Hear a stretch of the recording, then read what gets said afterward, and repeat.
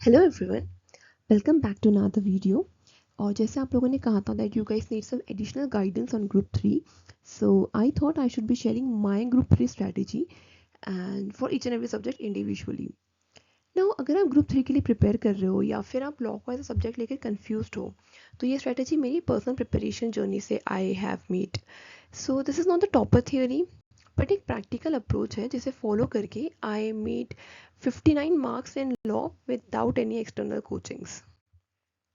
No, सबसे पहले I give a context. मैं दोनों ग्रुप्स के लिए अपीयर कर रही थी एंड हेंसफोर्थ मैंने अपने दिन को दो सब्जेक्ट्स में डिवाइड किया था। One was for group 3, another for group 4। और हर दिन मैं उस सब्जेक्ट के कुछ चैप्टर्स या कुछ टॉपिक्स को टारगेट करती थी। एंड दिस टारगेट जो मैंने सेट किया है वो target it was a bit above my comfort capacity, because very simple, I needed to give myself a push. Hence what I should do that. Initially targets complete नहीं हो रहे थे, but धीरे धीरे I observe that मेरी capacity, retention, efficiency सब कुछ increase होने लगा। So a very important suggestion that I would like to give you is set targets, make it realistic and also ensure कि वो इतने ईजी ना हो कि आप बिना एफर्ट करे उसको कंप्लीट कर लो। Now without a further do let's get into law. ना, लॉ एक ऐसा सब्जेक्ट है जहाँ बहुत सारे बच्चे या तो खुद को अंडर एस्टिमेट करते हैं या फिर they are so in they overthinking so much that they do not even start. Like same story for me as well. मेरा भी यही सीन था। And as you all know कि कंपनी लॉ हमारे लॉ के सब्जेक्ट का major weightage cover करता है, एंड अग्रीड। पर अगर हम सिर्फ कंपनी लॉ को ही पढ़कर जाए and we assume that we can claim an exemption और we can clear the paper easily, so this is a very risky assumption. Company law खुद इतना वास्ट है कि उसको 100% मास्टर कर पाना is very challenging. So I follow different approach. मैंने सबसे पहले उन टॉपिक्स को आइडेंटिफाई किया जो रिपीटेडली एग्जाम्स में पूछे जा रहे थे। मेरे लिए ये एग्जाम ओरिएंटेड प्रिपरेशन का बेस बना। जब भी मैं कोई नया टॉपिक स्टार्ट करती थी, I used to follow a 4 step approach. सबसे पहले उसका मैराथन लेक्चर देखती थी। इससे मुझे टॉपिक का ओवरऑल पिक्चर मिल जाता था और ये समझ आता था कि एक्चुअल में चैप्टर किस डायरेक्शन में जा रहा है। उसके बाद मैं चार्ट बुक रेफर करती थी। I use to refer Shivangi ma'am's chart book, but BCCA is again a good faculty. ना, चार्ट बुक से कॉन्सेप्ट्स और इंपॉर्टेंट टर्म्स एक स्ट्रक्चर्ड मैनर में समझ आ जाते थे। Then the third step was question bank. I used to read the question bank, the answers, and apart from reading, मैं उसके जो keywords थे, I used to note them down.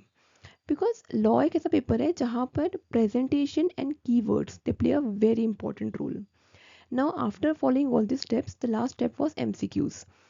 And all 4 steps they made sure कि मैं topic को test कर पाऊँ, उसको रिटेन कर पाऊँ एंड इन सिनेरियोज उसको इम्प्रूव करने में भी this steps used to help me.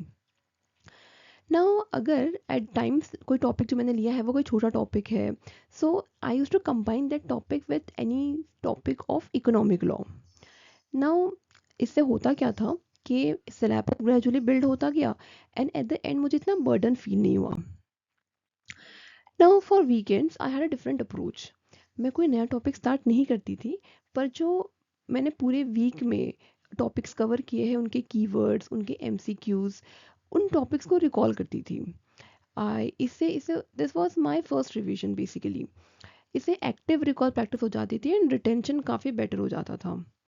And one more thing that help me very much personally is that in those days जब प्रोडक्टिव नहीं होते थे जो, या फिर I was very low on energy, मैं कॉन्सेंट्रेट नहीं कर पाती थी या फिर मन ही नहीं होता था पढ़ने का।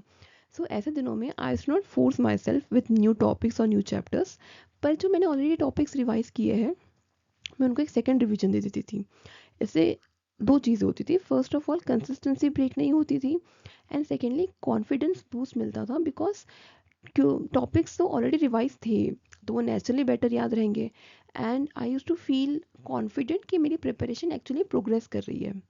नाउ एक बात जो मैं आपको ऑनेस्टली बोलना चाहूँगी कि बहुत लोग ऐसा बोलते हैं कि सुबह 5 बजे उठकर लॉ पढ़ो, मॉर्निंग में रिटेंशन ज़्यादा होता है, फर्स्ट 1 आवर लॉ को दो, and there are many such things.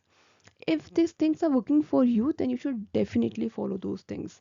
पर मेरे लिए ये स्ट्रेटजी कभी वर्क नहीं करती थी और शायद आप में से भी काफ़ी स्टूडेंट्स के लिए वर्क नहीं करी या फिर करती होगी। सो I would just say that without blindly following किसी की strategy, आप you should listen to multiple strategies and try to figure out what works for you. किसी की strategy को copy करने के बजाय आप अपनी learning style को समझो. That is very important. मैंने अपने अकॉर्डिंग अपनी strategy डिज़ाइन की, उसमें कंसिस्टेंट रही and ultimately I ended up getting 59 marks. उसके बाद में see we all know that group 3 की सबसे बड़ी चैलेंजिंग बात यह है कि जितने भी सब्जेक्ट्स है they are almost unpredictable in nature. Henceforth मैंने कॉन्शियसली लॉ को स्ट्रॉन्ग बनाने पर फोकस किया, ताकि अगर किसी और सब्जेक्ट में पेपर एक्सपेक्टेशन से डिफरेंट आ जाए तो लॉ उस वेट को शेयर कर सके. एंड प्रिपरेशन स्टार्ट करते टाइम ही आई टू मेक श्योर कि मैं एग्ज़ाम पॉइंट ऑफ व्यू से इंपॉर्टेंट टॉपिक्स की लिस्ट बना लेती थी, like ABC analysis. Now we use ABC analysis as a last minute revision tool. पर अगर आप प्रिपरेशन ही बिगनिंग से ABC एनालिसिस के अकॉर्डिंग करोगे तो will get an extra as जो आपको एग्ज़ाम के टाइम पर बहुत डिफरेंस क्रिएट करता है. नाउ मेरे law preparation strategy this work for me personally, so I feel that this should be helpful for you guys too. हो सकता है कि आपकी स्ट्रेटजी थोड़ी डिफरेंट हो, that's oh completely okay. Important ये नहीं है कि आप कैसे पढ़ रहे हो, किससे पढ़ रहे हो. इम्पॉर्टेंट इज़ कि you should make a workable system and be very consistent on that. Regular revisions करते रहो. सो this is what I feel will be helping you guys. Now in next videos मैं ग्रुप 3 के बाकी subject strategies भी share करूंगी, जहां मैं बताऊंगी कि मैंने SFM, कॉस्टिंग और टैक्सेशन को कैसे अप्रोच किया था. Apart from that, if you guys need my guidance और माई हेल्प, या कोई और टॉपिक है जो आप चाहते हो मैं जिसके ऊपर कोई वीडियो बनाऊँ या अपना एक्सपीरियंस शेयर करूँ, then please feel free to drop it in the comments और my WhatsApp channel, and I will be definitely taking up that topic next. Thank you.